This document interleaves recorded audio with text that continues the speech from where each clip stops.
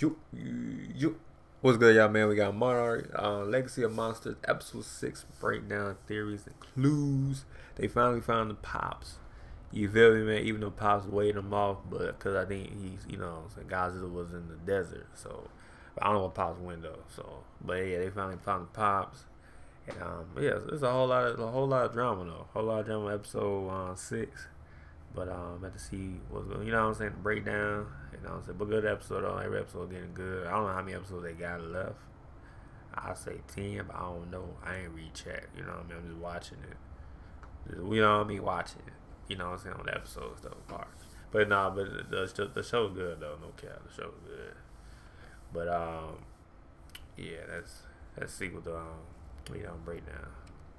After casually destroying San Francisco, Godzilla is finally back after taking a much-needed. So I think this is like what they talking about, like G-Day again, or they said 10 times 100. Casually destroying San Francisco, Godzilla is finally back after taking a much-needed vacation in northern Africa. In this latest episode, we'll be taking a look at Godzilla's return, where he might be headed, Lee and Keiko's relationship, and what present-day Lee might be cooking up. Before we get into it, make sure to like and subscribe if you want more Godzilla videos. As we travel back to 1955, it's been 1 year since Godzilla was blown away in the South Pacific and never seen. Yeah, they thought they killed him till they find out he's still alive when they put that machine in the water, and then he tracked it. We're here at Monarch headquarters in Arlington, Virginia, considerably less busy than present day. Probably because the only 3 people working there are Lee, Bill, and Keiko. Strange 3 isotopic readings have been found in Japan. Readings that are very similar to what was found in the Philippines near the USS Lawton. These readings come from Hataruma, Japan's southernmost inhabited island. This is where we meet Dr. Suzuki, considered a bit of a crackpot by the locals, who has built what he calls a gamma radiation simulator. We know that Titans are attracted to radiation, so theoretically turning this machine on will act as a sort of Titan bait. Back in 2015, we'll see that Hiroshi has taken Dr. Suzuki's idea. Yeah, same, yep, but a little smaller. And crafted his own simulator. We saw what looked like a photo of one of these devices at his office in San Francisco. Now that we know Hiroshi is alive and well, the question then becomes, why would he want to awaken Godzilla, especially after the disaster that was G-Day? When Verdugo and Tim visit Hiroshi's office, we learn that Hiroshi was fired for misuse of government assets. He'd been turning satellites to point at Earth and found specific locations that gave off highly irregular readings. These locations seem to point to Titans, such as the Frostvark found in Alaska. Maybe Hiroshi is using this simulator to awaken Godzilla so that he can help save humanity from these other Titans. Other than North Africa, Tim notes that Hiroshi picked up 2 more gamma-ray surges, one in Central Asia and the other around Vietnam and Cambodia. This is likely where he's headed next. But there's also the question of why Hiroshi went MIA from his kids and why he leaves them in the ocean. Yeah, that's what I'm saying. Yeah, true that. Syrian desert. I think Hiroshi wanted to disappear for 2 main reasons. One, his mission is all about saving humanity and preventing what Lee calls a G-Day times 1,000. And knowing how he was like 10,000. stubborn his kids are, if they found out what he was doing, they'd go after him, putting themselves in danger. So in a way, him going completely off the grid is his way of protecting them. In North Africa, him leaving could be his attempt at leading Godzilla away from them. Remember, he has this huge device on the back of his truck. This is why we don't see him attempt to link up with them after Godzilla's emergence. We've been theorizing for over 5 episodes now, but we finally get confirmation of Lee and Keiko's relationship. At the summer ball of 1955, yeah, that little something going on. It looks like it's fully underway. Keep in mind, this is 3 years after they first met in the Philippines, 1 year after the atomic blast at Bikini Atoll, and 4 years before Keiko falls into the rubble of the Kazakhstan reactor. In Kazakhstan, we learn that Keiko and Bill Randa are married. You can see they both have wedding rings, which is something they do not have in 1955. So something happens between these 4 years to shake up the dynamics between these 3. And if this episode is any indication, it looks like the reason Lee and Keiko don't work out is Monarch itself. Lee thinks he's doing the right thing by missing an important meeting with General Puckett, but instead flies out to Japan to be with Keiko. While this may seem like a romantic frantic gesture, it ends up jeopardizing the entire project when they come back to see Puckett has put they went crazy on this stuff, boy. Somebody totally new in charge. Additionally, Bill doesn't seem to know about this little tryst, leading me to believe he won't for the next 4 years either, since in 1959 it seems like the three of them are all still good friends. There's a running line both Lee and Keiko say this episode, "The things I do for Monarch," which I think is a play on "The things I do for love."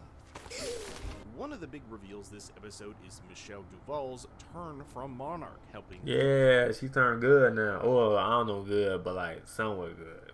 Somewhat. But yeah.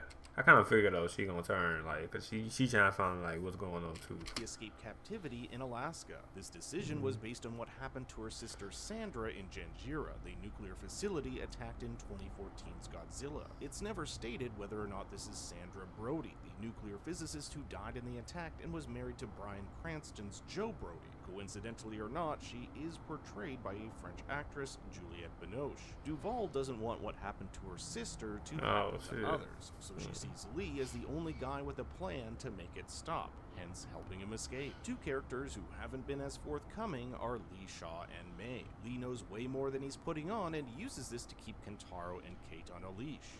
If you come with me, you'll know everything, I promise you. It's also revealed that Lee wants to protect Godzilla, something May calls him crazy for. This is likely why Lee split ways with Monarch. He sees Godzilla as a protector, while Monarch sees Godzilla as a monster that needs to be destroyed. With Monarch being taken over by the General's men at the end of the episode, this could be the start of Lee's divergence from Monarch as a whole. May also comes clean about selling out Ken and Kate. She was the one to inform Duval where they were. But we also get a bit more information about her past. She states that a few years ago she pissed off some people and ran away to Japan. This might have something to do all that, you know, money and stuff.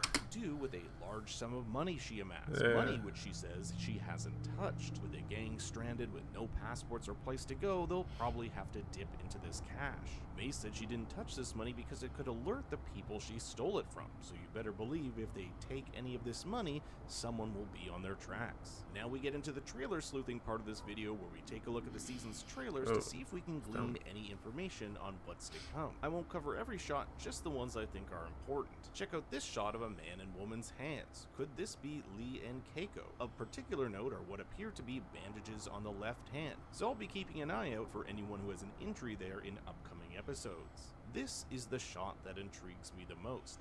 Lee on some sort of mission. We'll see him and others get into this giant. Oh yeah, I kind of want to see that episode. Verdugo said Lee was involved in a mission gone wrong. My guess is that this was a mission to prove that the Hollow Earth exists, a world within our world seen in Godzilla vs. Kong. This mission may also explain why Lee looks so good for being in his 90s. I don't know if they could make this work, but imagine if Keiko was still alive. The last time we saw her, she fell into this giant crevice. And if time were to somehow work differently in the Hollow Earth, it's possible she could look the exact same even in 2015. Remember that Dr. Suzuki's well, she fell into make this work, but imagine if Keiko was still alive. The last time we saw her, she fell into this giant crevice. And if time were to somehow work differently in the Hollow Earth, it's possible she could look the exact same even in 2015. Remember that Dr. Suzuki's findings hinted that everything they know about physics could be wrong. If the data is accurate, then it means physics are wrong.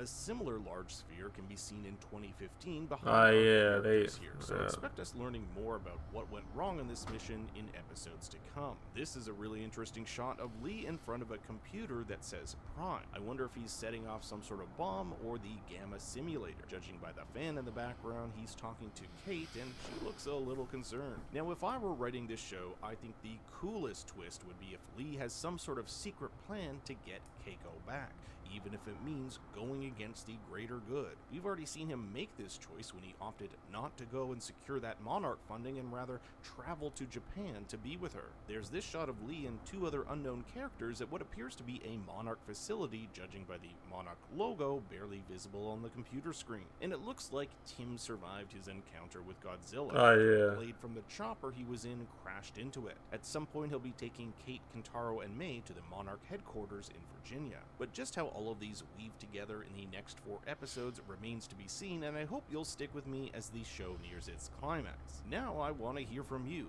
What are your thoughts and theories on what will happen next? Thanks for watching. Please be sure to like and subscribe. Good episode, good episode, man. Like it up. Let me know what y'all think about the episode 6.